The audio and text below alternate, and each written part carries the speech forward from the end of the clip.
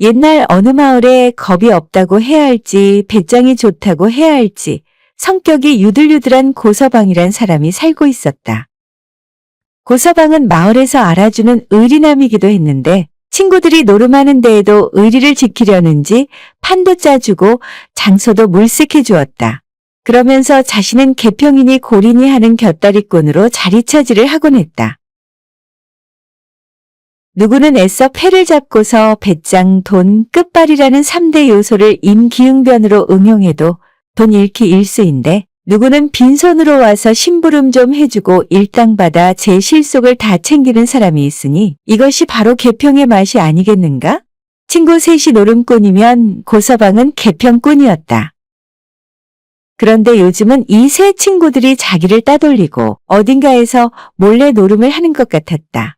하루는 고서방이 이들을 찾다가 찾을 수가 없게 되자 생각했다. 이 녀석들이 누구네 생일집에도 없고 어디 과부집에도 없고 저기 주막집에도 없고 도대체 어디를 갔을까? 옳지, 저 동네 위쪽 으슥한 데에 있는 물레방앗간에 간 것 같구나. 어디 한번 가볼까? 물레방앗간은 좀 낮은 데 있어 사다리 같은 것을 타고 내려가야 했다. 이것은 물이 떨어지는 자리에서 보면 위쪽은 높고 아래쪽은 평평하게 되어 있다. 그러니까 물레방앗간은 들어가는 문이 둘이 있는 셈이다. 위에도 있고 아래에도 나 있는데 안에 들어가려면 보통 위에 있는 문으로 들어가게 되어 있다. 응? 저게 뭐야? 그만 술이 확 깼다. 고서방은 아까 한 잔 걸친 게 아직 덜 깨 비틀거리며 혹시나 하고 방앗간을 찾아가는 길인데 누가 자기보다 먼저 와서 그 물레방앗간을 엿보고 있는 것이 아닌가? 저 덩치가 큰 녀석이 누구요? 너도 나처럼 개평을 뜯으러 왔냐? 못 보던 놈이네. 여기서는 나밖에 개평꾼이 없는데 어느 놈이 나의 경쟁자로 나타났다는 말이냐? 저 놈 가까이 가서 혼내줘야지. 그러다 보니 술이 깬 것이다. 지금 이런 상황에서 판단 있게 행동하려면 술에 취해서야 될 말인가? 눈을 껌뻑거리고 고개를 흔들며 정신을 가다듬어 보았다. 저 못 보던 덩치 큰 놈 방앗간을 엿보고 있는 녀석 왜 저리 크지? 아니 저건 호랑이 아냐? 그것은 호랑이였다. 식욕이 동한 호랑이가 지금 노름꾼 새 놈을 어떻게 덮쳐서 먹을까 궁리를 하는 것인지 평생 처음 인간의 오락을 구경하니까 흥미진진해서 그런지 노름에 정신 팔려 한 치 앞도 내다보지 못하고 희낙낙하는 새 인간이 한심해서 그런지 이 호랑이는 고서방이 뒤에서 지켜보는 줄도 모르고 정신없이 노름판만 엿보고 있었다. 나무 틈 사이로 말이다. 그깟 나무야 호랑이가 박차고 들어가면 와장창 부서질 것인데. 자, 어찌한다. 저 호랑이를 내버려 두었다가는 내가 먼저 잡아먹힐지 몰라. 그럴 바에는 이때 내가 호랑이를 그냥... 고서방은 기척없이 쏜살같이 달려가 그 호랑이 궁둥이를 번쩍 들어서 앞으로 냅다 밀어버렸다. 죽으림을 써서 호랑이 등 뒤를 덮친 것이다. 제 아무리 호랑이를 산중 왕이니 뭐니 백수의 왕이니 뭐니 산천초목이 벌벌 떠는 왕중왕이니 뭐니 하는데 그 말들은 무슨 귀신 신하라 까먹는 말인가 이판국의 말이다. 어흥, 으르렁. 호랑이는 놀라서 앞으로 엎어지며 그 나무 칸막이를 부서뜨리고 큰 덩치가 쿵 하며 노름판이 벌어진 물레방앗간 바닥에 내리 꽂혀버렸다. 새 노름꾼들의 외마디 비명소리에 더 놀란 호랑이는 버둥댔다. 그런데 이런 변이 있는가? 노름꾼들이 찌개를 끓이던 화로가 뒤집혀져 호랑이 몸에 불이 붙은 것이다. 게다가 호랑이 얼굴에 뜨거운 찌개 국물이 정통으로 쏟아지니 체면상 어흥 소리 한번 내고는 꼬리가 빠져라 하고 앞문으로 주랭랑을 쳤다. 눈 깜짝하는 사이 정말로 순식간에 일어난 일이었다. 이튿날 한 놈은 머리를 싸매고 한 놈은 팔뚝을 붙들어 매고 한 놈은 지팡이를 짚고서 쩔뚝거리면서 골목에서 떠들썩하게 으쓱거렸다.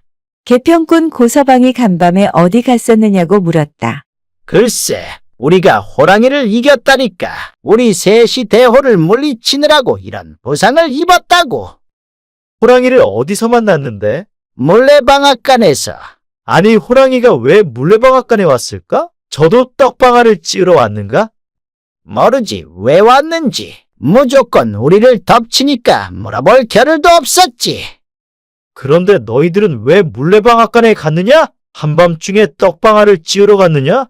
웬 남자들이 셋이나? 그러자 떠들던 친구들은 순간 입을 봉했다. 그런데 노름하고 도둑질하고 바람 피우는 것은 잠을 재우기가 어렵다는 말이 있다. 도벽이 있는 사람은 손가락을 잘라내면 발가락으로라도 도둑질을 하고 입으로 남의 물건을 물어서라도 훔친다는 것이다. 노름꾼들도 마찬가지이다. 정말로 손가락을 잘라도 손바닥 가지고 패를 잡는다는 격으로 물레방앗간에서 그렇게 호랑이한테 혼이 나고도 이 노름꾼들은 정신을 못 차렸다. 또 개평꾼 고서방에게 뜯기지 않으려고 찾아오지 못할 곳을 찾아 나섰다. 오라, 저 산속 맨 끝에 있는 흉가에 가서 하자. 고서방이 여기까지는 못 찾아오겠지. 그러면서 깜깜한 밤 그 흉가에 가서 신나게 노름을 하는데 어느새 고서방이 나타났다. 여기서 뭣들 하는 거요? 아이고, 깜짝이야. 넌 누구냐? 흉가에 와서도 노름에 팔려 정신없이 패를 잡고 버티고 있던 세 친구는 그만 그제서야 여기가 흉가인 줄 새삼 깨닫는 것 같았다. 이놈들아, 친구 고서방도 몰라? 개평꾼이지 누구야? 아이고, 얼마나 놀랐는지. 어두워서 네가 귀신인 줄 알았잖아. 죄 안 지으면 벼락이 치든 귀신이 나오든 무슨 상관이야. 어서 하던 거나 계속해. 내가 패를 좀 볼 테니까. 야, 거기 술이나 마셔. 안주도 있으니 너 다 먹어. 이리하여 고서방은 개평 뜯기보다 술 마시는 것으로 작정했고 친구들은 여전히 잘 놀고 있었다. 그러다 고서방은 잠이 들어 실컷 잤다. 자다가 깨보니까 주위가 이상하게 썰렁했다. 뭐지? 이 서늘한 기운은? 얘들은 어디 갔나? 이상하게 아무도 없었다. 다들 사라진 것이다. 흉가라서 세 사람을 귀신이 잡아갔다는 말인가? 그렇다면 사람인 자기에게는 왜 귀신이 범접을 하지 아니하였을까? 보니까 노름판도는 그대로 있었고 세 친구만 없어져 버린 것이었다. 이놈들 하필 흉가터에서 노름을 하더니 꼴 좋다. 그러나 저러나 이 돈은 챙겼다가 돌려줘야지. 엊그제 물레방앗간에서 그 돈은 내가 다 차지했지만 말이야. 어서 친구들이나 찾아보자. 그래서 찾아보았는데 어디에도 없었다. 그렇다면 정말 귀신이 나와서 도망갔나? 진짜 귀신이 있다는 말인가? 이런 생각이 들자 등골이 오싹했다. 이 큰 집에, 이 빈 집에, 이 흉가에 나 혼자 있는 건가? 여기서 자는 사람은 이튿날 송장이 되어서 나간다는데. 머리끝이 쭈뼛 일어섰으나 이내 주먹을 불끈 쥐었다. 에라, 인명은 제천이란다. 죽기 아니면 살기지. 내 운명을 내가 태어날 때 타고났는데 귀신이 어쩔 것이냐? 귀신아, 나올 테면 나와봐라. 이렇게 큰 소리를 뻥쳤는데 저벅저벅 소리가 나면서 다가오는 것이 있었다. 그러다가 아무 소리도 없었다. 내가 잘못 들었는가? 그런데 이번에는 천장에서 허연 다리가 흐느적거리며 슬슬 내려오는 것이 보였다. 아, 귀신은 천장에서 살던가? 진짜 흉가의 모습이었다. 고서방은 아랫배에다가 힘을 주고서 벼락같이 고성을 질렀다. 내 이놈! 그러니까 그 허연 다리 주인이 천장에서 털썩 떨어지면서 이렇게 말하지 않나? 아이고 깜짝이야. 아니, 도대체 귀신도 놀랄 줄 아는가? 네, 이놈! 너 귀신이냐? 그래, 정말 너 귀신이야? 그렇다니까 왜 자꾸 물어? 내 신분을 밝혀라. 귀신이라고 밝히지 않았소. 완전히 주객이 전도되었다. 흉가 주인은 귀신이 분명한데 술 먹고 잘 자고 일어난 이 개평꾼 고서방이 도리어 주인이 되어서 귀신을 닥달하는 것이었다. 도대체 어찌하여 귀신이 됐느냐? 나는 대들보 상냥 귀신이요. 상냥 귀신? 내력을 말해 보아라. 이 집은 이전에 대궐집이었소. 그렇게 큰 집이었다 이 말이오. 상냥식을 할 때 대들보 어디에다가 돈을 두면 이 집이 좋다고 해서 돈을 천장 대들보에 숨겨두었다오. 집주인이 그래서 어쨌다는 말이냐? 소리 좀 작작 지르시오. 원 놀래서 이야기를 찬찬히 못하겠네 그려. 흥, 마음 약한 귀신이로군. 그 주제에 많은 사람을 여기서 송장으로 만들었다는 말이냐? 이제까지 여기 온 사람은 내 다리를 보기만 하면 시겁을 해가지고 제 풀에 죽어버린 것이오. 사실 나는 하소연을 하러 내려온 것인데 그런데 댁은 엄청 배짱 좋고 용감하시오. 귀신이 나를 이렇게 휘어잡고 기세가 당당하니 말이오. 내가 드디어 임자를 만나서 기쁘구려. 뭐? 내가 임자라니? 그렇소. 이 집 임자, 나의 임자 올시다. 내가 귀신 임자라고? 사실 나는 돈이요. 오랜 세월 동안 이 대들보 안에 숨겨져 있는 돈인데 원 갑갑해서 살 수가 없어. 행여 이제나 누가 꺼내줄까? 저제나 빛을 보고 바람을 쐴까? 기대를 했는데도 무소식이라. 이렇게 황금 귀신이 되어 나타난 것이외다. 내 이름은 돈이요. 돌고 돈다 해서 돈 아니겠소. 이렇듯 유동인데 대들보에 사장을 시켜버렸으니 나는 사실 죽은 것이 아니요. 사람이든 돈이든 안이 맺혀서 죽으면 귀신이 되는 법이 아니겠소. 세상에 이리 유식한 돈귀신이라니? 그저 내 주인이 되어 이 세상에 나 좀 돌아다니게 해주시오. 제발 부탁이오. 그렇게 애원하다 귀신의 모습은 이내 엽전꾸러미로 변하더니 고서방 앞에 주르륵 주르륵 다리를 틀며 엽전이 수북수북 쌓이는 게 아닌가. 고서방은 제정신으로 버티다가 도로 넋이 빠진 듯 그 많은 돈 앞에 그저 멍하니 서 있었다. 배짱 좋은 사나이가 귀신을 이기고 횡재한 것이다.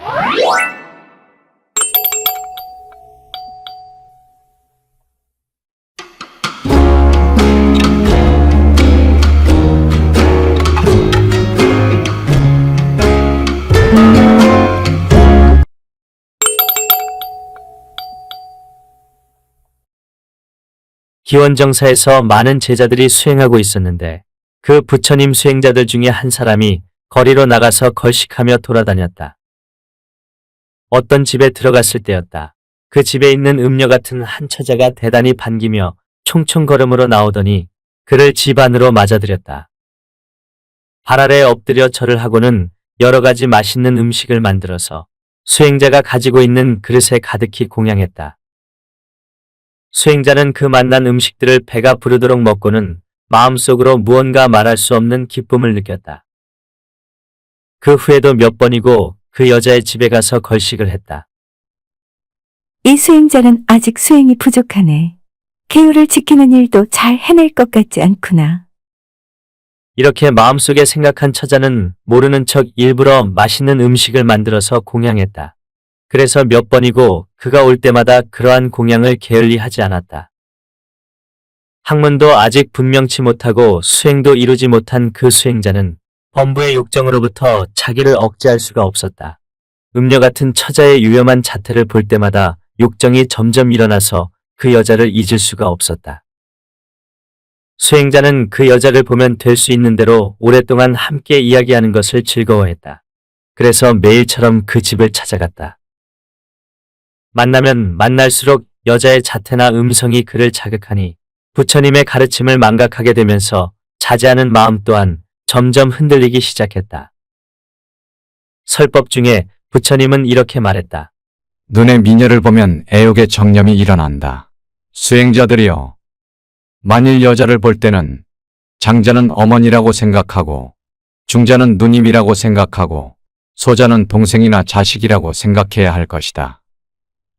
땅, 물, 불, 바람 이렇게 네 개의 힘이 임시로 합쳐놓은 것으로 외모가 꽃병과 같이 아름답게 보여도 인연이 없으면 그 속에는 부정한 것이 하나 가득 차 있으며 조금이라도 사랑할 만한 아름다움이 없는 것이다. 본래가 무인 것이며 하등 집착할 일이 못 되는 것이다. 그러나 수행자는 하늘의 진리에 달하지 못하고 있었기 때문에 단지 아름다운 외모만이 눈에 아른거려서 음욕의 정을 감출 수가 없었다. 아름다운 그대여, 나의 몸과 마음을 다하여 당신 같은 사람과 함께 살고 싶습니다. 처자는 수행자의 이 같은 말을 듣고 나서 생각 끝에 마음속으로 다짐했다. 나는 원래부터 음욕의 정이 있었던 것은 아니다. 맑고 깨끗한 존귀한 마음으로 이 수행자에게 공양한 것이다. 그런데 이 수행자는 추잡한 정을 일으켜 파괴하려는 마음을 가지고 나를 대하고 있구나. 그렇다. 그의 말에 따르는 척하면서 오히려 그를 훈계해 주어야겠다. 그래요? 당신이 진실로 나를 사랑한다면 맛있는 음식, 향기가 높은 향, 아름다운 꽃, 그리고 훌륭한 의복을 가지고 오세요. 그렇게 될 때 나는 당신의 것입니다. 저에게는 재산도 없을 뿐더러 그것을 구할 힘도 없습니다. 보다시피 걸식을 하고 있습니다만 제가 얻은 모든 것을 전부 당신에게 바치겠습니다. 무기력한 사람이군요. 구하려고 마음먹으면 무엇이든 구할 수 있게 되는 겁니다. 당신과 같은 염치 없는 사람은 이 집에서 당장 나가세요. 처자는 거친 목소리로 욕지거리를 하면서 기원정사의 문전에까지 수행자를 쫓으며 따라갔다. 수행자는 망신당한 몸으로 간신히 문 안으로 도망쳤다. 이러한 일이 여러 수행자의 입에서 부처님의 귀에 들어갔기 때문에 부처님은 두 사람의 과거에 대해서 인연을 이야기했다. 전생에서의 인연을 거슬러 올라가 보면 오래전 어떤 곳에 있는 큰 호숫가에 한 마리의 거북이가 살고 있었다. 또 호수의 둘레에 무성하게 자란 나무 숲 속에 한 마리의 원숭이가 있었는데 거북이는 가끔 물에서 나와서는 나무 위에 있는 원숭이하고 이야기를 나누었다. 그런 일이 매일 반복되어 점점 친하게 됨에 따라 점점 음란한 마음이 생긴 거북이는 참다 못하고 드디어 그런 마음을 고백했다. 난 당신과 함께 하고 싶습니다. 제 마음을 받아주세요. 이 말을 들은 원숭이가 말했다. 나는 나무 위에서 살고 있습니다. 나와 함께 있고 싶으면 그대는 물에서 나와 나무 사이에서 살면서 나에게 여러 가지 먹을 것을 만들어주지 않으면 안 됩니다. 나는 물속이 아니면 살지 못합니다. 거기다 언제나 물고기를 먹을 수 있는데 당신이 먹는 나무 열매보다는 훨씬 맛이 있습니다. 그런 어려운 일은 말하지 말고 나와 함께 살아주지 않겠습니까? 그러나 나는 나무 위에 있어도 내가 먹을 만큼의 먹을 것은 찾아낼 수 있습니다. 내가 말하는 것을 들어주지 않는다면 이제 앞으로는 상대하지 않겠습니다. 이렇게 해서 거북이와 원숭이는 상호간에 불가능한 상담으로 이별하게 되었다. 서로 좋아하면서도 뜻대로 되지 않아 이별했던 둘은 이 세상에서 다시 만났으나 결국 또 서로 헤어지게 된 것이다. 즉 지금의 처자는 원숭이, 수행자는 호숫가에 살았던 거북인 것이었다.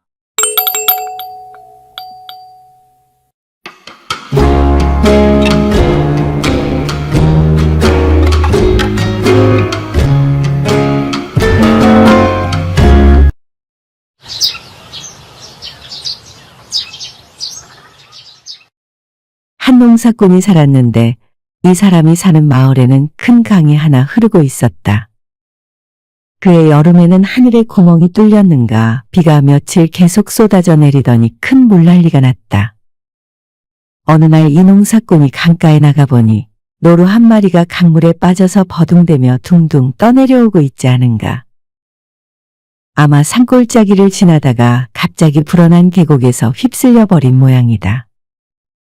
아이고, 저 노루도 한 세상 살려고 태어났을 텐데 저렇게 죽도록 내버려 둘 수는 없지.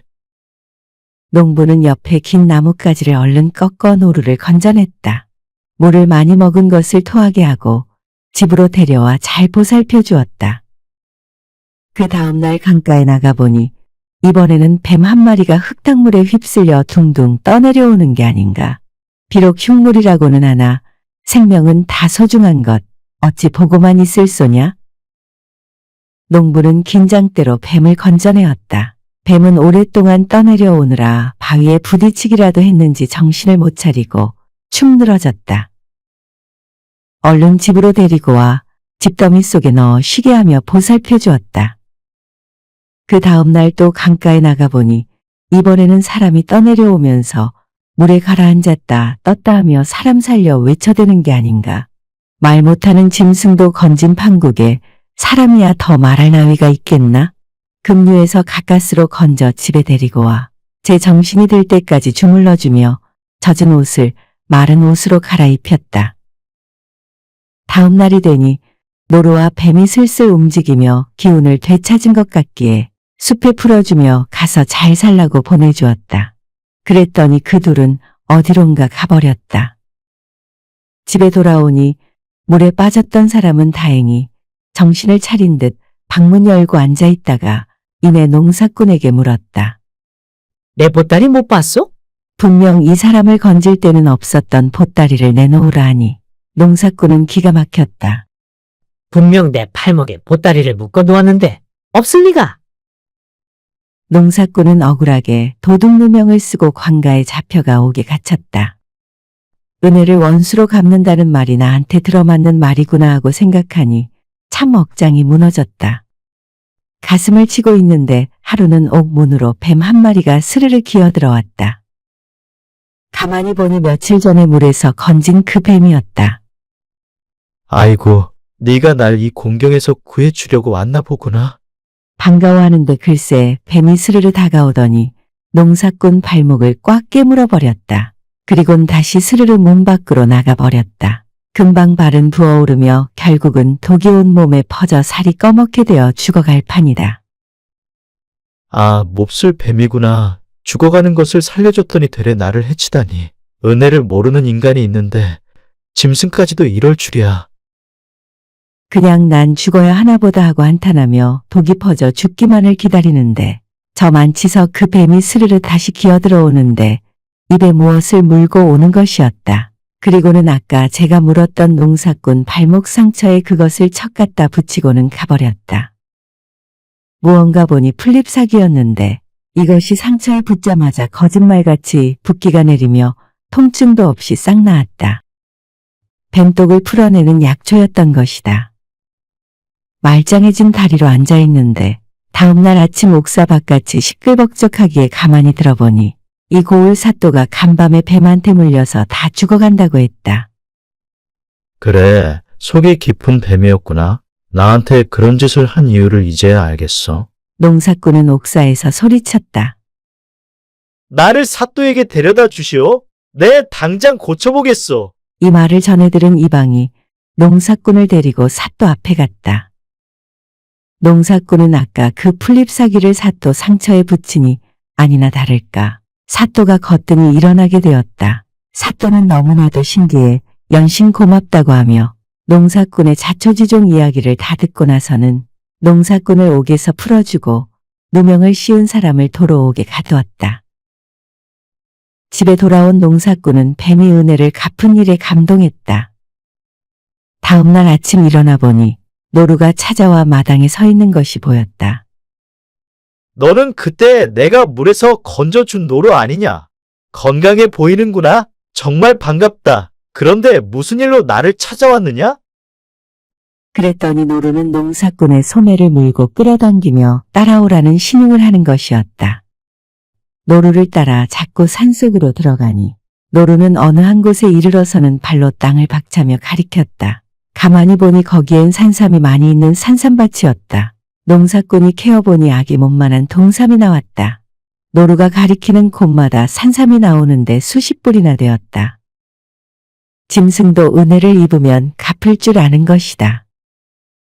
그리하여 착한 농사꾼은 산삼을 팔아 부자가 되어 논밭도 사고 기와집도 지어 어려운 사람들 도와가며 잘 살았다고 한다.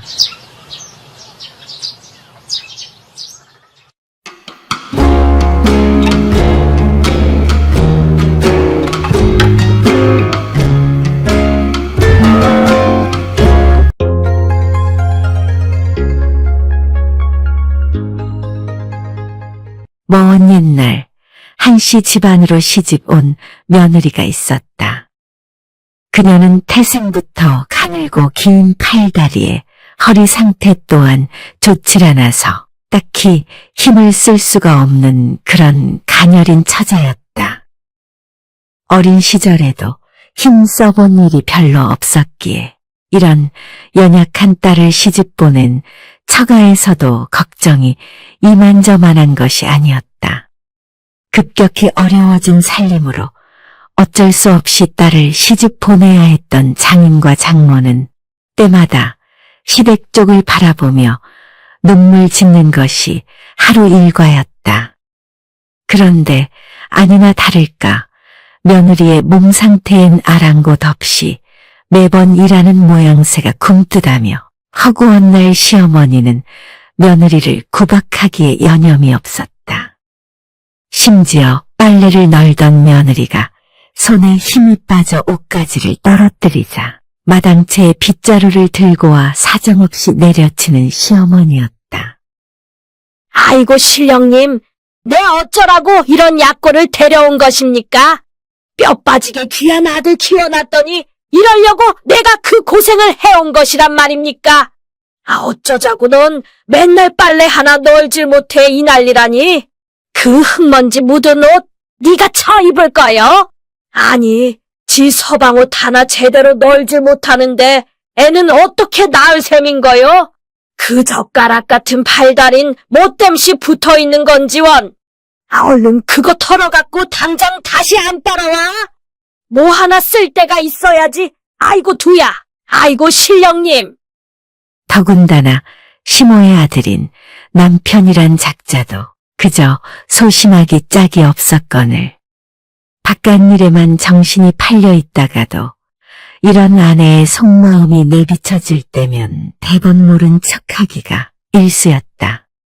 그나마라도 밤이 되어 부인 눈치를 봐야 할 때면 그저 어찌 자신이 나서 어머니를 다그칠 수 있겠냐며 때마다 핑계를 늘어놓는 남편이었다.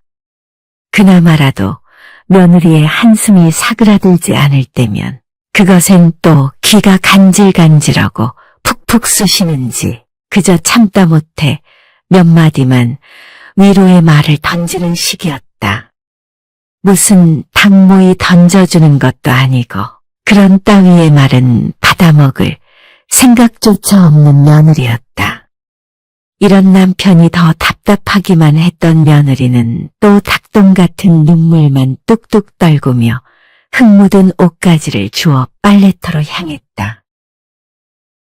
평소 시집살이가 힘들 줄은 예상했지만 시어머니의 꾸지람이 이리 매울 줄은 정말 꿈에도 생각지 못한 것이었다. 이내 빨래터에 털썩 주저앉은 며느리는 터져나오는 눈물을 주체할 수가 없었다. 그러자 막혀있던 목구멍이 활짝 열려젖힌 듯 구성진 울음가락이 멈출 기미를 안 보였다. 며느리의 이 소리가 너무도 처량했던지라 저 멀리 동구 밖을 지나던 개들도 잠시 멈춰서 고개를 돌릴 정도였다. 이때 새하얀 고무신을 신고 흠없이 깨끗한 갓을 쓴 양반이 그 길을 지나치다 빨래터로 발을 들였다. 너무도 구슬피 우는 처자의 연유가 사뭇 궁금했던 것이었다. 아니, 무슨 일로 이리 슬피 울고 있는 게요? 네, 가던 길도 마다하고 얘까지 내려왔소만. 근데 당신 한시 집 며느리 아니요? 그러자 흠칫 놀란 처자가 말을 이었다. 아, 어찌 저를? 이리저리 오가다 봤을 터인데 어째 나를 처음 보시오? 사또어른 아니십니까? 죄송합니다. 제가 금방 알아뵙질 못해. 괜찮소. 어쨌든 나한테 무슨 일인지 소상히 말해보시오. 그러자 그 따뜻한 관심의 말 한마디에 며느리의 속사정은 봇물 터지듯 터져나오는 것이었다. 이윽고 처자의 눈물 겨운 얘기를 다 듣고 난 사또는 혀를 끌끌 차며 다음과 같이 말을 이어갔다. 내가 그런 비슷한 일을 겪는 처자를 가끔 봤소만 이 정도로 심각한 집은 내 여태껏 본 적이 없어.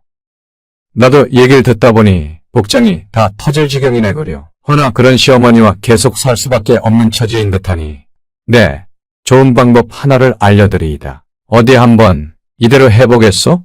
그러면 어느 정도는 해결이 될 듯하오.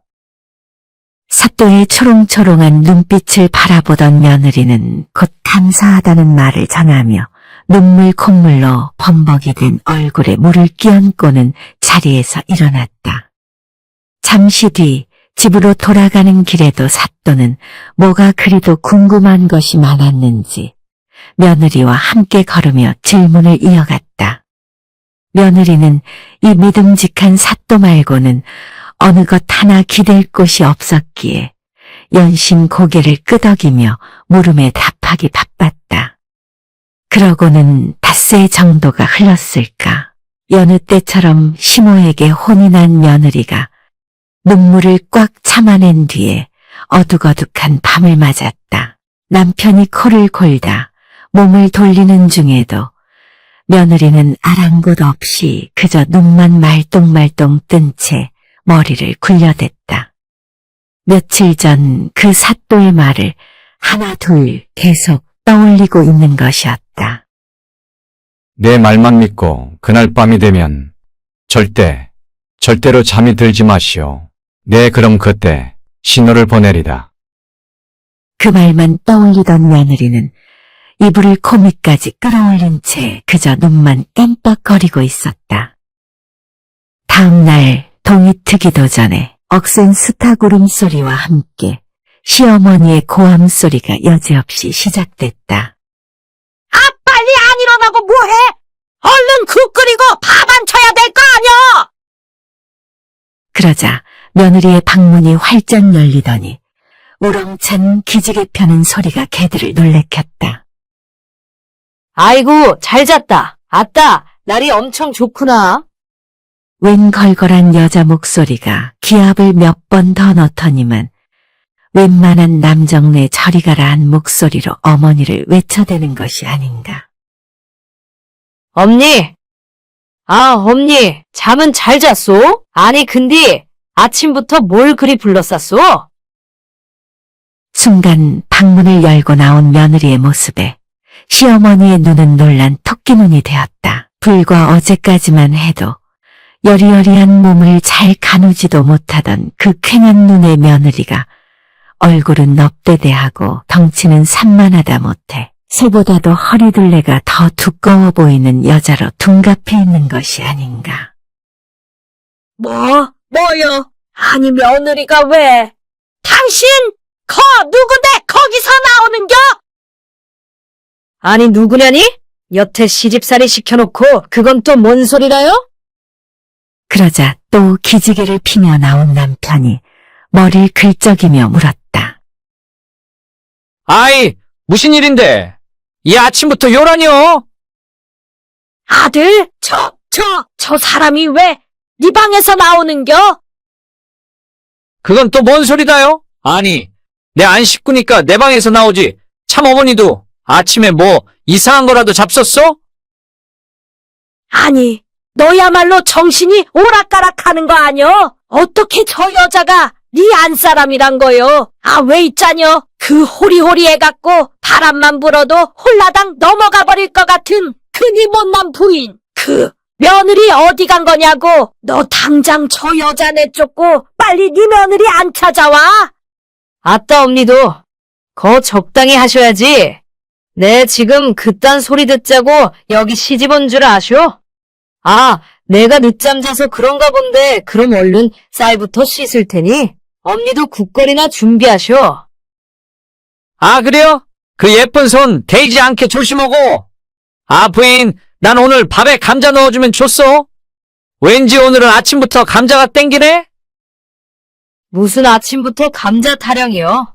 너 그럴 거면 나가서 처먹든가 정 먹고 싶으면 저리 앉아서 감자부터 깎으쇼. 그런 네 혼자 땡긴다는 잡소리 하지 말고. 구성진 아내의 호통가락에 머리를 긁적이던 남편은 밭에 나갈 준비는커녕 감자를 갖고 와 깎기 시작했다. 이 모습에 넋이 나간 시어머니는 그저 현기증이 나 곧 쓰러질 듯한 표정으로 그 며느리라는 여자만 계속 바라보고 섰다. 대체 이 일이 어찌 된 영문인지 또 하나뿐인 아들까지 어째 저 뚱뚱한 여자가 내 며느리라고 하는 것인지.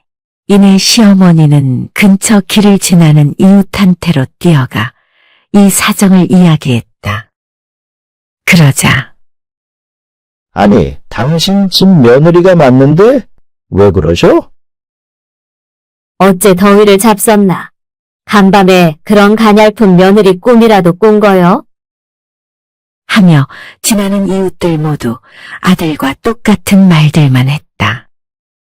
하긴 나도 저런 억센 며느리 얻을 바엔 그냥 혼자 살라 냅두지. 내 어린 아들이 아주 보고 배울까 걱정이라니까요. 멀리서 수군대는 이웃들 소리에 더 놀란 시어머니는 그저 발만 동동 구르다 집 안으로 들어갔다. 어찌 잠깐이라도 자신이 헛것에 눌려 정신이 나갔다 온 건 아닐까 싶어 부뚜막에 있을 며느리에게로 조심스레 다가갔다. 그러자 아, 엄니, 시방 지금 나 혼자 냅두고 어딜 다녀오시는 거요? 나 혼자 낑낑대며 밥 차리는 거 안 보이쇼? 빨리 물 떠오고 고기 자르고 허야지. 내 참말로. 아니, 성한 팔다리는 뭐 장식으로 붙이고 다니는 거요? 아니, 너 지금 뭐라는겨? 어디 감히 여길 들어와서 뭐라 씨부리는겨? 뭐? 씨부려? 아이고, 내 이런 소리를 들으려고 이 집구석을 택했나? 아니, 엄니 아들 먹이고 더러운 옷 빨아주는 사람한테 지금 그것이 할 소리다요? 그럼 날 데리고 오지 말든가? 그래도 남의 집 귀한 딸 데려놨으면 아침은 먹이고 구박을 해야 할 것 아니여, 구박을. 마치 커다란 곰이 울부짖는 듯한 그 거침없는 며느리의 괴성에 지붕 위에 잠을 자던 고양이도 놀라 몸을 사리듯 도망쳤다. 그런 기운에 눌렸는지 말을 멈춘 시어머니는 어느새 벌벌 떨며 물러서려 하고 있었다. 그런데 그때 아, 빨리 이리 오시오. 와서 국을 끓여야 할 것 아니오? 이건 나라? 지금 뭐 하자는 거요? 아따, 내랑 힘으로 해보자는 건 아닐 테고 빨리 오시오. 이러다 아침 시간 다 지나가겠소. 팔모가지를 확 잡아 끄는 며느리의 팔뚝심에 시어머니는 닭장 속에 잡혀 들어가는 닭마냥 바둥거리며 끌려 들어갔다. 이건 놓아요. 이건 놓으라니까요. 아따, 정말 계속 일이 나오면 나도 손이 올라갈 수밖에 없어? 나 더 힘쓰게 하지 마시오. 기운이 거의 장사급에 속하는 큰 덩치의 며느리가 들고 있던 부직갱이를 머리 위로 쳐들었다. 그러고는 며느리가 겁을 한껏 집어먹은 시어머니를 노려보니 시어머니는 금세 꼬리를 내린 채 알아서 부엌으로 들어가는 것이 아닌가. 처음부터 그리하면 될 것을. 네, 오늘만큼은 힘쓰고 싶지 않으니 해지기 전까진 고분고분해집시다. 자, 얼른 와서 살부터 앉히시오. 조용히 아침 밥상을 차리던 시어머니는 아주 잠깐 곰 같은 며느리가 틈을 보인 사이에 냅다 집을 뛰쳐나왔다.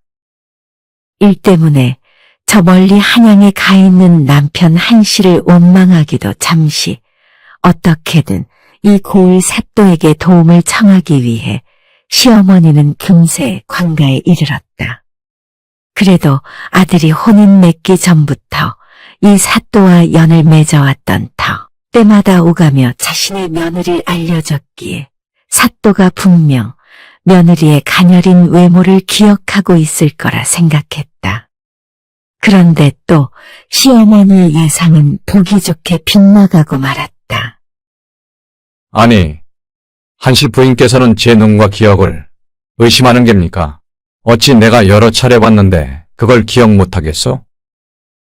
제 며느리는 분명 연약하기가 그지없는 처자가 아니옵니까? 그때도 분명 저에게 그런 말씀 하시지 않았습니까? 그래, 내가 그랬지. 참으로 떡대 좋기가 그지없어서 집안일 걱정은 단디 붙들어 매도 좋겠다고. 내 그런 말 하지 않았어? 어디서 그런 연약하고 야들야들한 며느리를 보고 부러워 그러는 것인지 모르겠지만 나도 지금 바쁜 몸이니 다신 그런 쓰잘데기 없는 거짓말로 찾아오지 마시오. 거의 내쫓기듯 관가를 빠져나온 시어머니는 어찌할 바를 몰라 그 길 앞에 주저앉고 말았다. 그러고는 마치 그 예전 며느리가 빨래터에서 목 놓아 울던 그 모양 그대로 고개를 뒤로 젖힌 채 하늘을 바라보며 마냥 눈물을 흘렸다. 아이고 신령님, 이를 어째야 좋단 말입니까? 어찌 그 생지옥 같은 처자가 내 며느리라고? 네, 내 이전 며느리로 돌려놓이소. 내 며느리가 원체 일은 못해도 내보다 착해서 집안이 더 화나지 않았습니까? 그런 내 며느리 빨리 되돌려 놓이소.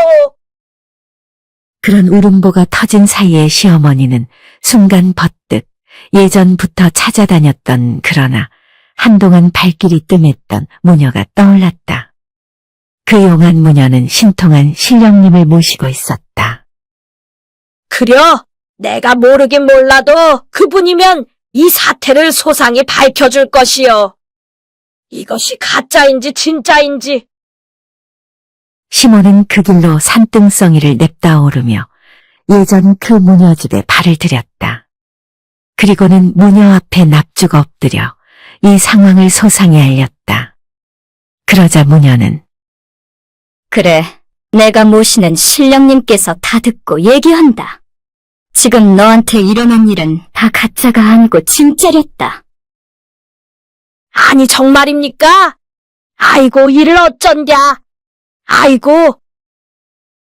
그러니 네 그 표독스런 말씨부터 버리고 어린 처자, 네 아들보다도 귀한 딸처럼 여기라 하였거늘 어찌 그건 못 알아먹고 여길 찾아온 게냐? 아이고 잘못했습니다. 제가 그걸 알아차리지 못해 죽을 죄를 지었습니다요. 그럼 지금이라도 내 알려준 대로 해서 예전 며느리를 되찾고 싶은 거냐? 아이고 그렇습죠. 그저 그 방법만 알려주시면 제가 당장 그렇게 하고 말고요. 어찌 그럼 그 방법이란 것이 평생 그러고 살아야 할 터인데 네가 그럴 수 있단 말이냐? 물론입니다요. 평생도 아니고 죽어서도 그러겠습니다요. 그래 좋다. 그럼 당장 내려가서 내일 동틀 때까지 방 안에서 꼼짝도 하지 말고 있거라. 그리고 방에서는 필시 이 주문을 계속 되뇌어야 한다. 본래대로 돌아온 며느리에게 평생 구박도 안 하고 말도 곱게 쓸 것이며 힘들고 거친 일은 아들만 시키고 항상 웃으면서 며느리와 화목하게 지낼 것이라고. 알겠느냐? 아이고 알겠습니다요. 네네 그렇게 하겠습니다요. 시어머니는 그 길로 산에서 내려와 집으로 향했다. 집에 들어서니 구린 똥내가 온 집안에 들끓고 있고 그 덩치 좋은 며느리는 퉁퉁하게 부른 손을 들어 보이며 시어머니를 반겼다. 아이고 엄니, 내가 뒷간에다 너무 많이 쌌나 보. 똥이 넘쳐 흘러서 내 손으로 퍼나르고 있는데 잠깐 와서 이것 좀 도와주실라요? 손에 똥을 잔뜩 묻히고 있는 며느리에 기겁을 한 시어머니는 신발을 벗는 둥 마는 둥 방으로 뛰어들어가 문을 얼른 잠갔다. 동틀 때까지 절대로 문을 열지 말라는 것과 주문을 계속 외울 것만 지키기 위해서였다. 신령님, 제가 약속을 드립니다. 제 며느리가 다시 돌아오기만 하면 절대로 다시는. 그러고는 긴긴 밤이 지나고 동이 텄다. 어느새 깜빡 잠이 들었던 시어머니는 뭔가에 쏘스라치게 놀란 듯 잠에서 깨더니 황급히 일어나 문을 열어 젖혔다. 이상하리만치 고요한 마당에서는 닭조차 숨죽였는지 우는 소리도 나지 않았다. 지난밤 신령님과 한 약속을 꿈에서라도 되뇌었던 시어머니는 다소 떨리는 목소리로 조심스레 며느리를 불렀다. 예, 며느라. 간밤에 잠은. 며느라. 잘 자고 일어는 났느냐? 그러자 며느리 방에서 인기척이 들리더니 익숙한 목소리가 시어미의 귓전을 때렸다. 네, 어머니, 지금 나가옵니다. 분명 그 여리여리한 며느리의 목소리였다. 아니나 다를까. 문을 열고 나온 며느리의 모습에 시어머니는 맨발로 뛰어가 며느리를 끌어안았다. 아이고, 내 며느라. 아이고, 아유, 어머니, 무슨 일 있으세요? 아니, 갑자기 왜 이런다요? 아이고, 신령님, 감사합니다. 아이고, 네, 정말 고맙습니다요. 자다 깬 아들도 놀란 듯 고개를 내밀었다. 아니, 엄니, 무슨 일이라요? 아니다. 내 며느리가 왔는데 뭘 해줘야 좋을까? 아, 며느리가 자다 일어났으니 속 편한 걸로 북엇국이나 끓여줘야겠다. 어머니. 그러고는 며느리한테는 더 자라고 하면서 부엌에 들어가 아침상을 차려오는 시어머니였다. 그 후 며느리는 당시 빨래터에서 자신의 고민을 들어줬던 고을 사또를 찾아 감사의 선물을 전했다.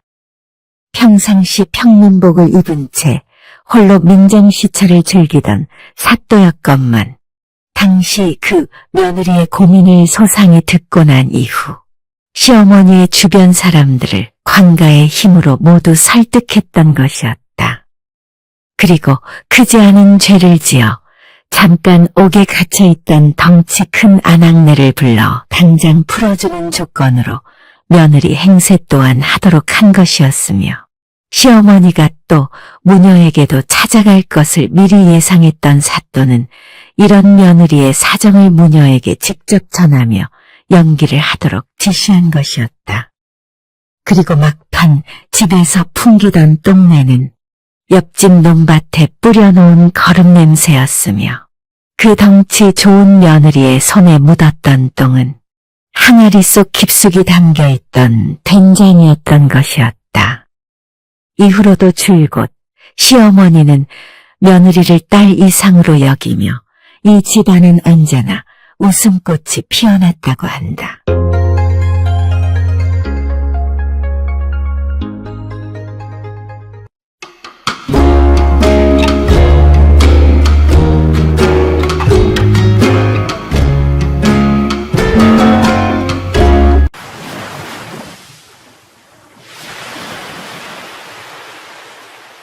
오랜 옛날 윤씨의 큰 집과 작은 집이 모여 사는 마을이 있었다. 아랫마을 작은 집에 외동아씨 윤소희가 아장아장 걷기 시작하던 날부터 작은 윤씨 부부는 그녀를 금지옥엽 애지중지 키우기 시작했다. 그러다 보니 외출한다는 것이 집 밖으로든 동구 밖으로든 1년에 한두 번 겨우 나오는 정도였다. 하루 종일 집안에서 자수를 놓거나 서예를 쓰는 등 그저 곱디 고운 여자아이로만 커가며 방 안에 틀어박힌 채 10수년을 보내야 했다. 가세가 넉넉진 않았지만 나름 뼈대 있는 양반집이라 자부하던 이들 작은 윤씨 부부였기에 오래전부터 강 건너 마을의 부잣집 한씨와의 정략 결혼을 꿈꿔온 터 외동딸 윤소희만큼은 누구도 눈독 들일 수 없도록 집안엔 웬만한 머슴조차 들이지 않는가 하면 금쪽 같은 딸을 그저 방 안에만 꽁꽁 싸매두기 바빴다. 하지만 강 건너 부잣집 한씨 집안은 어느새 큰 빚을 지게 되어 나라에 온 재산이 몰수되는 상황을 맞이하고 마는데 심지어 얼마 후에는 아주 먼 지방으로까지 쫓겨나는 신세가 되고 말았다. 이에 작은 집 윤씨 가족은 이 갑작스런 한씨 집안의 몰락에 오매불망 시집 보내려던 딸이 이러지도 저러지도 못하는 처지에 놓인 상황을 너무도 안타까워했다. 소위 공중에 붕 떠버린 딸아이 걱정에 윤씨 부부의 상심은 이만저만한 것이 아니었다. 한편 윗마을 큰집 윤씨 내에서는 머슴 한 명이 더 필요한 상황으로 공고를 써 붙인 뒤라 때마침 강 건너 마을에서 찾아온 머슴을 들이고 있었다. 그 모습은 여느 머슴과는 달리 훤칠한 외모는 물론이고 어깨나 장단지엔 커다란 돌덩이 한두 개씩은 콱 들어가 박힌 듯했다. 더군다나 솜씨 좋게 일머리를 휘어잡아 나갈 때면 멋모르고 지나던 큰 윤씨 집안의 아씨나 그 일 잘한다며 소문난 며느리들 또한 입을 떡 하고 벌린 채 하던 일도 다 멈춰야 할 지경이었다. 그러던 어느 날 이 머슴은 바쁜 일을 끝낸 뒤에 바깥 공기가 좀 쐬고 싶었는지 몸종 분이가 가야 할 읍내일을 대신 갔다 오겠다며 자처하고 나섰다. 나도 농사일만 하며 내내 집구석에만 있다 보니 아주 몸이 근질근질해 죽겠네 그려. 아따, 지 몸만 하면 되게 챙기네 그려. 아니 누군 안 심심하고 안 끈질끈질한가? 근데 뭐 네가 그렇다면 안방 마님도 그러라 하시겠지 뭐.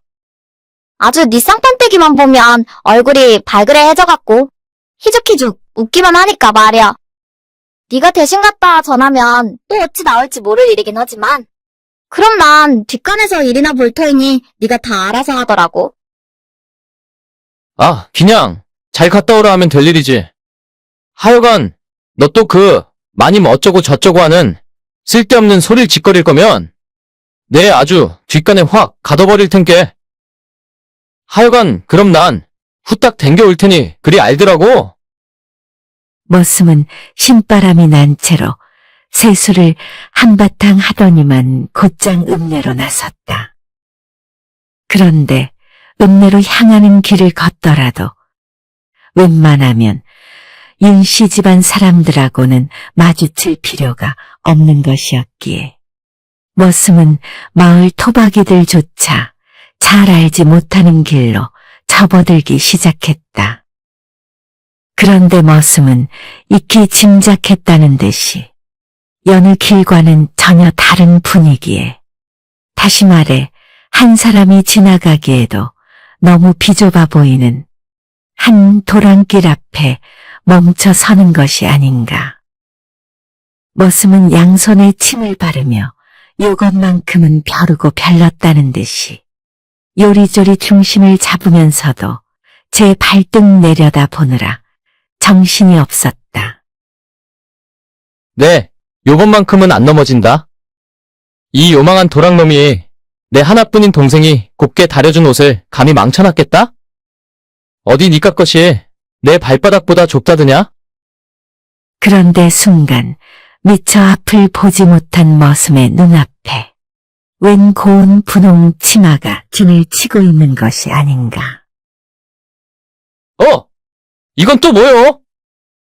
순간 발을 멈춘 머슴이었건만 그 눈앞의 분홍 치마는 곧 중심을 잃더니만 이리저리 몸을 흔들다가는 도랑에 폭 하고 빠져버리는 것이었다. 어이구 이를 어쩐자. 거기 치마 양반. 괜찮소? 머슴은 온몸에 진흙을 묻힌 여인에게 손을 내밀어줄 사이도 없이 제 몸 중심 잡기도 여간 힘든 것이 아니었다. 하지만 도랑에 빠져 울상이 되어버린 여인의 얼굴을 보자 머슴은 자신의 솥뚜껑 같은 손을 내밀어 줄 수밖에 없었다. 그 여인은 바로 새하얗고 조망만한 얼굴에 이목구비가 꽃잎처럼 피어나 있는 윤소희 아씨였으니까 말이다.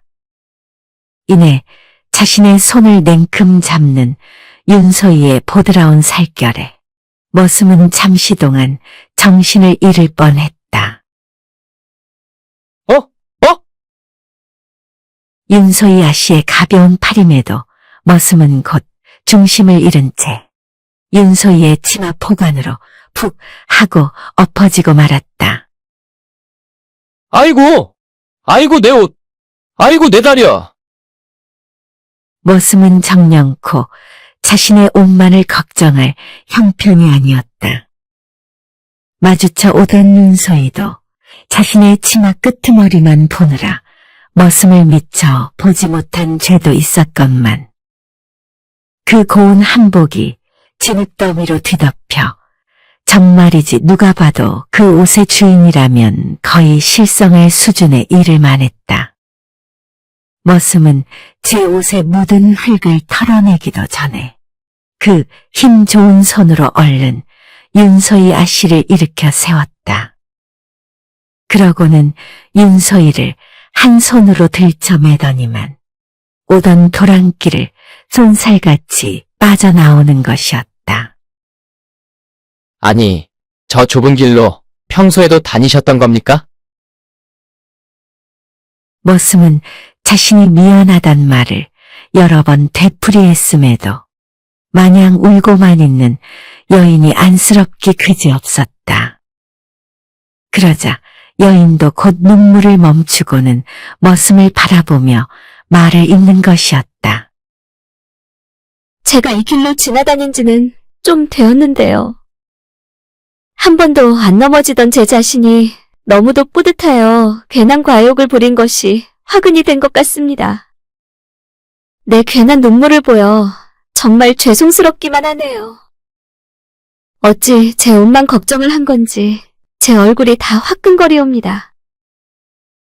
머슴은 자신의 행색을 봤을 텐데도 말을 높여 하는 여인이 신기하여 눈을 휘둥그레 떴다. 하지만 무엇보다 이 어여쁜 여인의 옷을 깨끗이 헹궈내는 것만이 오늘 해야 할 일 중에 가장 중요한 일인 것만 같았다. 아니, 당신 같은 연약한 처자가 이런 길을 지나는 걸 못 본 제 책임이 더 큰 것이죠. 이 옷은 제가 저 강가에서 물이라도 길어와 조금이라도 성하도록 얼른 빨아들이겠소. 그럼 여기서 조금만 기다리고 계시오. 아니옵니다. 제가 지금 다리만 성하다면 얼른 집에 가 빨면 될 일이옵니다. 제가 지금 일어나서 여인의 다리는 정령코 성하지 못한 것인지 아니면 아예 그런 척을 하는 것인지 여인 스스로도 헷갈릴 지경이었다. 그저 여인의 머릿속엔 아까 자신을 들쳐매던 그 황소와 같은 힘과 기왓장 같은 어깨 그리고 따뜻한 땀 냄새가 콧잔등을 간지럽히던 그 넓디 넓은 등줄기가 아른거리기만 했다. 아이고, 안 되옵니다. 그럼 일단 내 등에 업혀서 함께 집으로 가십시다. 내가 거기 대문 앞까지 모셔다 드리겠소. 그러자 여인은 괜찮다는 말만 이어하다가는 어느새 머슴의 등에 올라탈 준비를 하고 있는 것이었다. 괜찮은데요. 정말 괜찮은데. 내 이래 봬도 장작을 뒷간 크기만큼 패서 쌓아 올린 사람이오. 여인이 내 걱정할라 치면 그 옷이나 먼저 걱정하며 울소. 그럼 내 뛰기 시작하리다. 주저없이 뛰는 머슴의 등에 업힌 여인은 내내 미소를 잃지 않았다. 아니, 미소 없이는 머슴의 등에 딱히 올라탈 이유도 없는 것처럼 보였다. 그저 그 좁은 도랑길을 마구 건너가 보기로 했던 자신이 너무도 대견해 미칠 지경이었다. 그래도 이젠 말을 놓아주시오.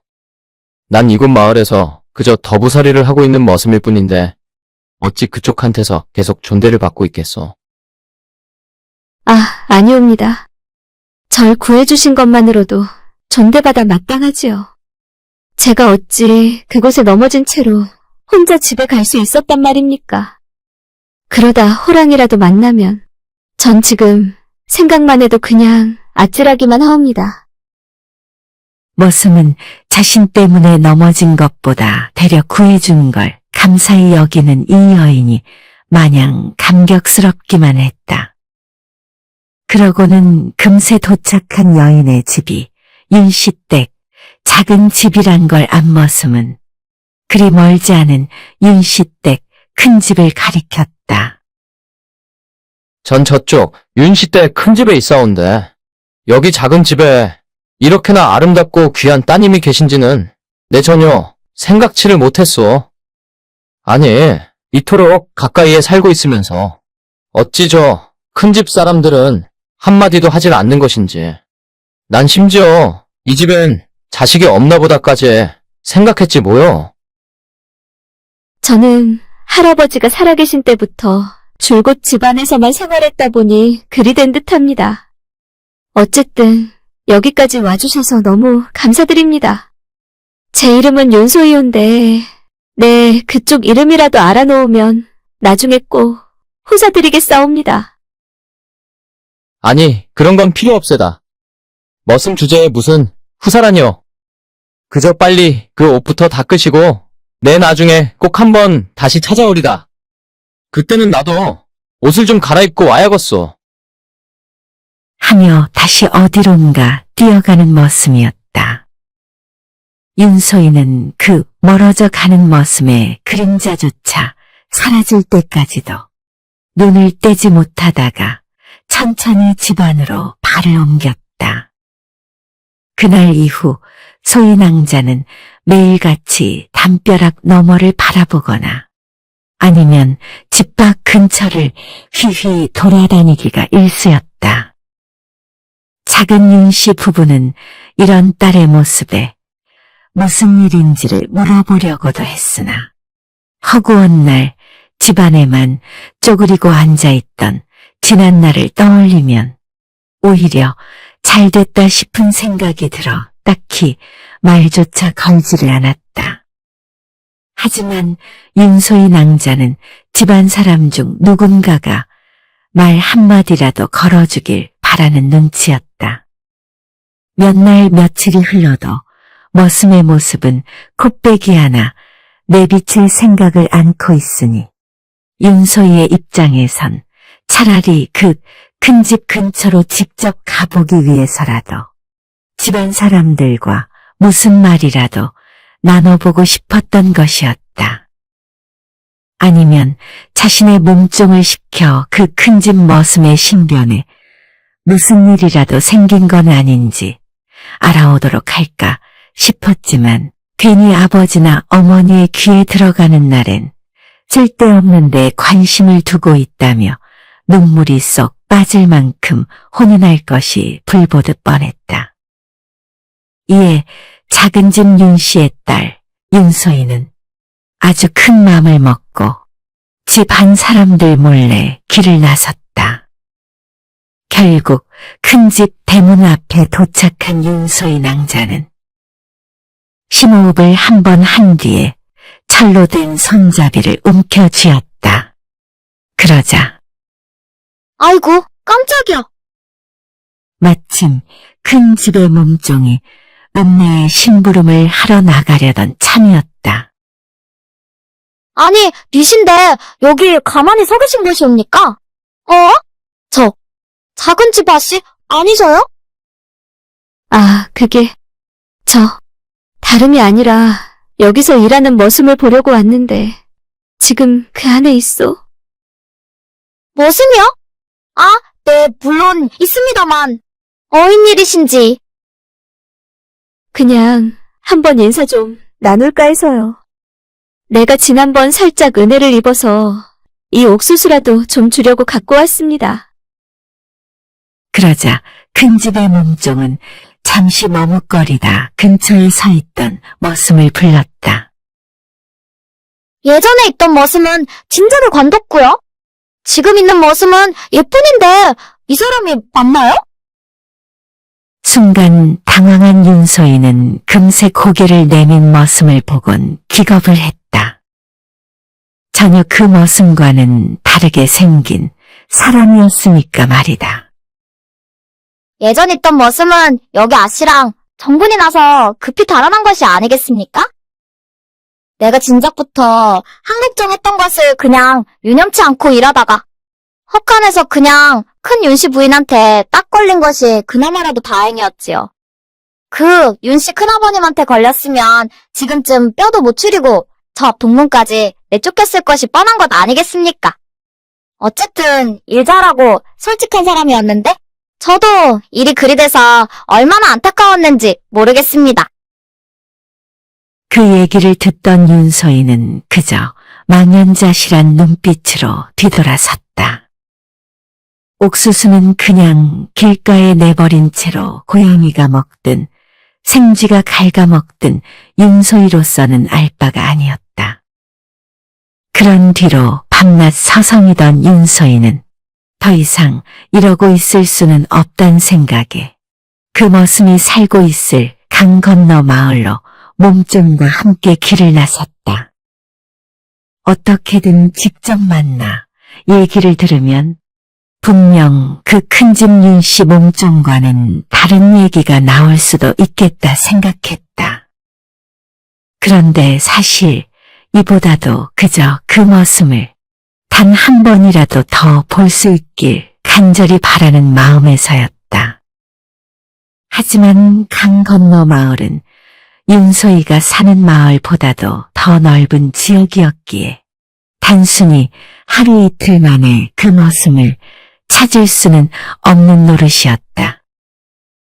윤소희는 다시 마을로 돌아가 머슴이 사는 곳이 어디인지 자세히 물어봐야겠다 싶었다. 이에 발길을 돌리려던 그때 쌀가마니를 어깨에 맨 채 낑낑대며 걸어가고 있는 머슴이 윤소희의 눈에 들어왔다. 운명은 인연을 쫓아간다는 말처럼 윤소희는 반가운 마음에 순간 눈물이 그렁그렁 맺혔다. 아니, 여보시오! 소희아 씨? 놀란 머슴은 놓칠 뻔한 쌀가마니를 다시 추스린 채 윤소희를 바라봤다. 그러고는 윤소희와 몸종을 근처 주막으로 안내해 자신의 말을 이어갔다. 여기서 드실 만한 것은 있겠소? 뭐 식사는 제대로 하셨습니까?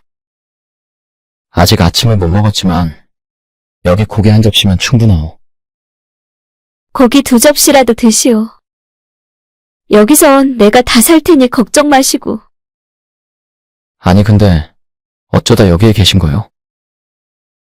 자초지종을 이야기하는 윤소희의 말에 머슴은 살짝 놀랐다. 그렇게 된 것이었군요. 그런데 난 정말 억울하기가 그지없소. 내 그때 일한 값도 못 받은 걸 생각하면 지금도 잠이 안 오오. 어찌 나한테 그런 일이 자꾸 생기는지. 그날도 난 그저 장작 패기에만 집중하고 있었어. 근데 그 윤씨 아씨가 갑자기 내 뒤에서 허리를 양손으로 감더니 놓아주질 않는 것이 아니겠소. 내가 풀려고 해도 끝까지 놓질 않아서 그만 몸을 이리 뒤틀고 저리 뒤틀다 보니 옆에 헛간으로 들어가 버린 것이었어. 근데 하필이면 그 안에서도 놓질 않곤 나한테 그만하시오. 네, 더 이상은 듣기가 어렵습니다. 순간 당황하여 멈칫하던 머슴은 괴로운 심정을 마저 토해냈다. 곧바로 큰집 윤씨 부인한테 발견되어 이렇게 된 것이라오. 정말 그런 일만 없었다면 내 다음날이 아니어도 그 다음날로 아씨 집을 찾아갔을 것입니다. 그리고 찾아가서 부르지는 못할 망정 내 근처에서 서성이며 한 번 볼 때만 기다리고 있었을게요. 정말입니까? 아, 그럼 정말이지 않고요. 제가 말하지 않았습니까? 꼭 다시 만나 인사 나누자고요. 그러자 옆에서 놀란 토끼 눈이 되어 있는 몸종에게 윤소희가 손짓했다. 잠깐 저쪽 자리에 가 있거라. 내 금방 다시 부를 테니. 몸종이 사라지자 윤소희는 낮은 목소리로 속삭이듯 말했다. 저쪽 강 건너 근처에 숲을 우거진 동산 하나가 있사온데 거기 아주 작은 빈집 하나가 있습니다. 거긴 예전에 할아버지가 지어놓고 저를 가끔씩 데리고 갔던 곳인데요. 워낙 인적이 드물기도 하고 저희 집 사람들 기억에선 완전히 잊혀진 곳이 되나서 저 혼자만 가끔씩 들러 그림도 그리고 노래도 부르고 있습니다만. 아, 그럼 그때도 거기서 오다가 저와 같이 넘어진 것이군요? 그렇습니다. 근데 만일 그쪽도 원한다면 다음에는 거기서. 그러니까 우리가 거기서 만나도 좋을 것 같다는 얘기입니다. 그러자 머슴은 환한 미소를 보이며 말했다. 당연히 줬소. 네, 아씨를 본 이후로 잊어본 적이 없거늘 내일 밤에 그 집에서 꼭 만납시다. 기쁜 마음으로 집에 돌아온 윤서인은 그 다음 날로 빈 집을 찾았다. 그런데 아니나 다를까 그 머슴은 짐작부터와 불을 지펴놓고 있는 것이 아닌가. 어찌 그리 간단한 설명만으로 이 빈집을 쉽게 찾아올 수 있었는지. 윤서인은 그저 이 머슴에게 더 끌리는 마음을 억누를 수가 없었다. 두 청춘 남녀는 곧 양손이 잡히면 두 팔을 내어주며 아주 더 뜨겁고 달콤한 밤을 보냈다. 그렇게 그날부터 이들은 동이 틀 무렵부터 해질녘까지 또 한 달이고 두 달이고 달가득 흘러가는 시간을 헤아릴 새도 없이 그저 이 빈집에서 만나 서로의 사랑을 꽃피우기에 여념이 없었다. 그러다 늦은 저녁이 되면 흘러가는 시간을 안타까워하는 것이었다. 물론 부모님께 잦은 출타를 의심받을까 걱정이 된 윤서인은 진작부터 몸종과도 말을 잘 맞춰놓은 상황이었다. 그런데 그런 행복한 시간 속에서도 윤서희의 속을 따끔히 찌르는 작지만 의구심이 생기는 문제들이 하나씩 튀어나오기 시작했다. 그것은 이 집에서 만난 지 얼마 안 되는 시점부터 머슴이 때마다 점점 늦게 도착한다는 것이었다. 만나기로 한 때보다도 한 뼘 이상 더 해가 지고서야 다소 심신이 지쳐있는 윤소희를 뒤에서 와락 안아주는 것이었다. 아니 근데 왜 그리 맨날 늦는 것이옵니까? 이리도 내가 빨리 질린 것이란 말입니까? 아니, 그런 말이 어디 있어. 내가 다 사정이 있어 그런 것이니 조금만 이해를 해주시오. 나도 내가 빨리 오면 좋겠다마는 일을 일찍 끝내서 오려고 해도 잘 안 되는 걸 어쩌겠소. 넓은 낭자의 마음으로 좀 이해를 해주시오. 그 일이 무엇인지를 재차 되물어도 머슴은 잘 말해주지 않는 것이었다. 궁금증이 의심으로 짙어가는 윤서희였건만 그녀는 그저 이 머슴과 함께하는 밤이 행복했기에 기억에서 금세 사라지곤 했다. 그러던 어느 날 윤서희는 때마침 강 건너 마을에 볼 일이 있다가 그 빈집으로 향하는 상황이 되었다. 아이고 잘됐다. 그럼 그가 지나갈 만한 길로 나도 한번 가볼까? 잠깐 이러다가 진짜 그를 만나는 건 아닌지 모르겠네. 아, 그러면 내 뒤에 숨었다가 한번 크게 놀래켜줘야겠다. 이런 생각으로 길을 걷던 윤서희는 정말 멀리서 그 머슴의 뒷모습을 알아보곤 화들짝 놀라 나무 뒤로 몸을 숨겼다. 그런데 그가 웬 젊은 처자와 함께 길을 걷고 있는 것이 아닌가. 아니 근데 서로의 손을 꽉 잡은 채로 다정하게 가니 마치 신혼 부부처럼 보였다.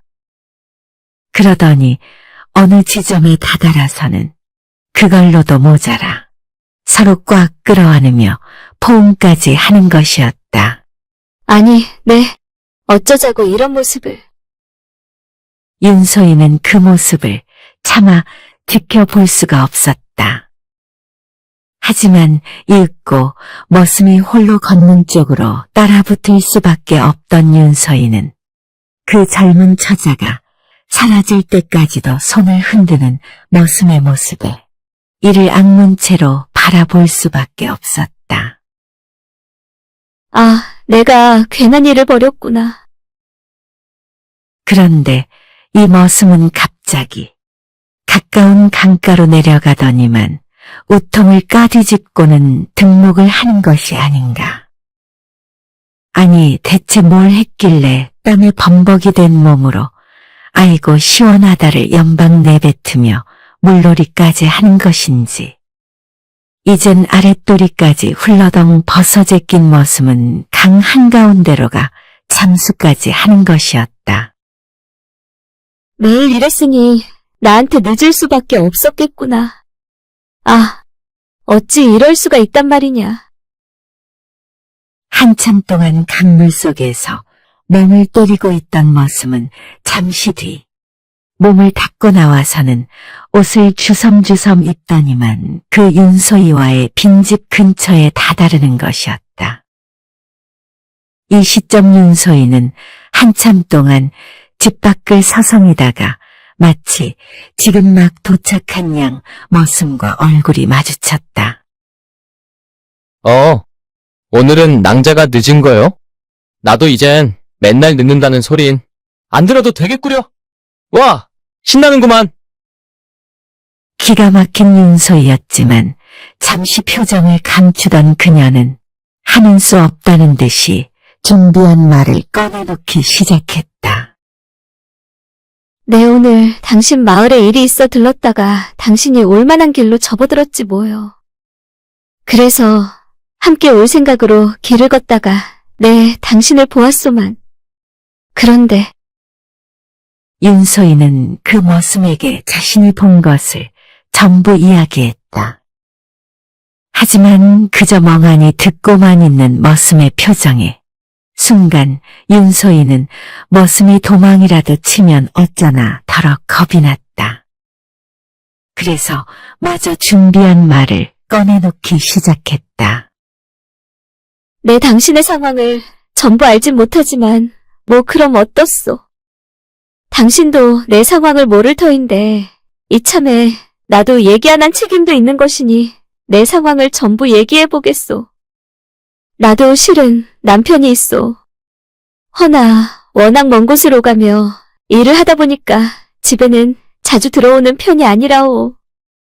하지만 남편은 남편이니 내 가끔 부인으로서 할 일은 해주며 살고 있는데 나도 이런 내 사정을 얘기 못했으니 당신도 지금 내가 본 것을 전부 다 사실대로 얘기해주면 합니다. 어찌 지금 얘기해주겠소? 그러자 땅만 내려다보고 있던 머슴이 윤소희를 바라보며 울상을 지어 보이는 것이 아닌가. 아니, 그럼 이때까지 혼자인 것처럼 해놓고 여지껏 날 속인 것이란 말이오. 물론 나도 자세히 물어보진 않았지만 난 그저 당신이 혼자인 줄만 알고 있었소. 바깥 양반이 있었다면 난 당신과 정분을 나누지도 손조차 잡지도 않았을 거란 말이오. 어찌 나한테 이럴 수가 있단 말이오. 머슴의 말에 당황한 윤소희는 어찌할 바를 몰랐다. 어떻게든 이 머슴의 사정만을 제대로 알고 싶었던 것이었는데 자신의 사실과 전혀 다른 말을 해놓고는 오히려 머슴이 떠나가도록 한 상황인 것이었다. 어찌됐든 윤소희는 이 머슴을 만나기 전까지 어디 수컷 강아지 꼬리 한번 만져본 일이 없는 그저 말 그대로 수처녀였으니까 말이다. 당신이 봤던 그 여자는 내 친여동생이었소. 오래전 함께 부모를 잃은 충격에 말도 못하고 일도 못하는 지경에 이르러 매일 밤 울다 지쳐 쓰러진 것이 한두 번이 아니외다. 그러다 보니 내가 보살펴야 함에도 본인은 괜찮다며 나를 되려 챙겨주기도 하는 그런 아이였소. 그래서 내가 그 남의 집일을 관둔 뒤로는 그저 매일 챙겨주면서 동생 집안일 대부분을 도맡아 하고 있던 상황이었지요. 그래서 그날도 한참 집안일을 도와준 뒤라 땀을 너무 많이 흘려 강물에 목욕을 한 것이었소. 그 말을 듣자 윤소희는 더더욱 어찌할 바를 몰라 그 자리에 털썩 주저앉고 말았다. 그러고는 자신이 진정코 남자와 한 번도 손잡은 적 없는 그저 순결한 여자임을 얘기하려다가 그만 자리에 없는 머스마를 발견하고 말았다. 이에 얼른 밖으로 나가 머슴을 불러봤지만 그는 이미 온데간데 없이 달빛만 흐르고 있었다. 내가 경거망동했구나. 내가 다 망쳤어. 부모님의 집으로 돌아온 윤서희는 다음 날도 빈집을 찾아갔다.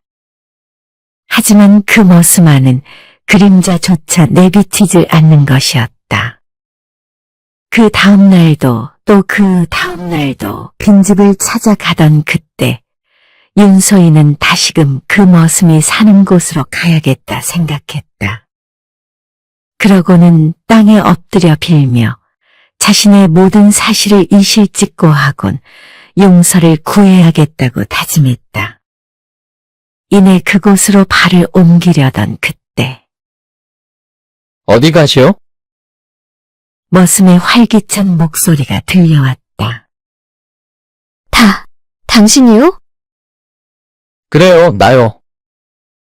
머슴을 본 윤소희는 왈칵 눈물을 흘리며 머슴의 가슴에 뛰어들었다.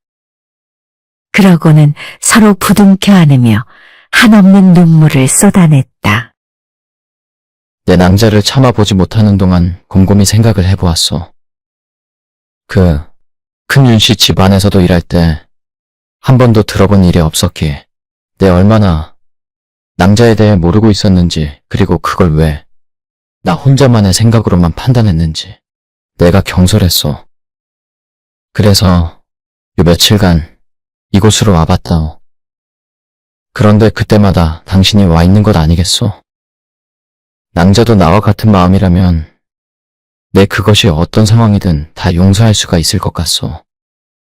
당신이 나와 함께 할 마음만 있다면 말이오.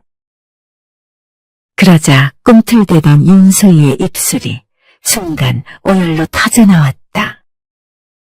그러고는 울며 불며 자신이 한 말은 머슴의 솔직한 말을 듣고자 꾸민 얘기였다며 자신은 정령코 남정네와 말 한 번 섞어본 일 없는 수처녀인 사실을 털어놓았다. 이 말을 들은 머슴은 흠칫 놀라는 표정을 보이고는 그저 윤소희를 꼭 끌어안아주며 아주 오랫동안 평생 함께할 것을 약속했다. 그리고 이들은 어렵사리 윤소희의 부모님께 찾아가 그간의 사정을 얘기하며 혼인을 허락해 주십사 엎드렸다. 윤씨 부부도 딸을 더 이상 혼자로만 내버려 둘 수 없었기에 혼례식까지 올릴 수 있도록 예물을 준비해 주겠노라며 기쁘게 허락했다. 무일푼의 머슴이었기에 집까지 장만해 준다는 이들 윤씨 부부의 말에 머슴과 윤소희는 감격의 눈물을 뚝뚝 흘렸다. 사실 이들 윤소희 부모는 진작부터 몸종의 입을 통해 이 둘의 사이를 알고 있었건만 신분의 차이라는 벽에서 고민하다가도 딸의 의중을 직접 들으려 조심스레 기다려왔던 것이었다. 어찌됐든 한없이 외로워하는 딸이 이토록 건장하고 씩씩한 짝을 만날 수 있게 된 것도 다 하늘이 헤아려준 덕택이자 깊은 뜻이라 여긴 작은 집 윤씨 부부는 딸아이의 결혼을 축복해주는 건 물론이고 이들과 함께 오래오래 한 마을에서 행복하게 살았다고 한다. 그리고 이 둘의 사랑을 맺어주었던 그 빈집에는 더 이상 찾아오는 이 없이 때마다 피어나는 아름다운 꽃들로 넘쳐났다고 한다.